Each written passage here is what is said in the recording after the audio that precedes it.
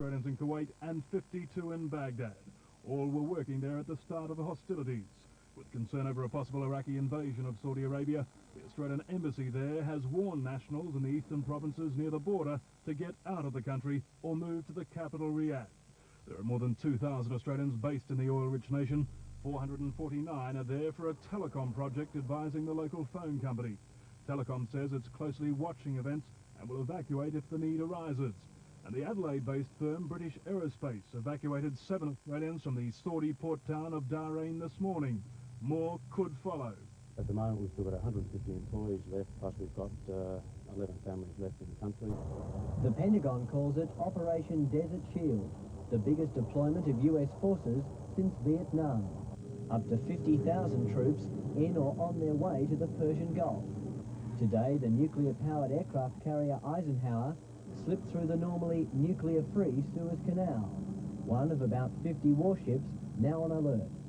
Supporting them, hundreds of combat aircraft, including the radar-invisible stealth fighter. Their orders, defend Saudi Arabia against a possible Iraqi attack. In the best of all worlds, sending American forces to Saudi Arabia would freeze Iraqi troops, they would not attack Saudi Arabia, and there would be no fighting. Then, with a military stalemate on the ground, in 2 or 3 months, that would, in theory, so hurt the Iraqis that Saddam Hussein would either withdraw his forces from Kuwait or be thrown out of office by an unhappy populace. That's the best planners could hope for, but analysts say it is far more likely that there will be fighting of some kind, that Saddam Hussein will not back down without a long struggle. One scenario envisions tens of thousands of Iraqi troops trying to capture Saudi oil fields while encountering a blistering air attack from Saudi and American bombers. Another envisions a hostage situation requiring a U.S. military response, or an Iraqi air attack on a U.S. ship. Iraqi Exocet missiles, for example, once nearly sank the USS Stark by accident. But most feared is Iraq's arsenal of poison gas, which on missiles fired from Iraq can hit targets anywhere in Saudi Arabia. Anytime you deal with somebody who has used chemical weapons on the battlefield, you are concerned about it. Presence in the Gulf continues to grow.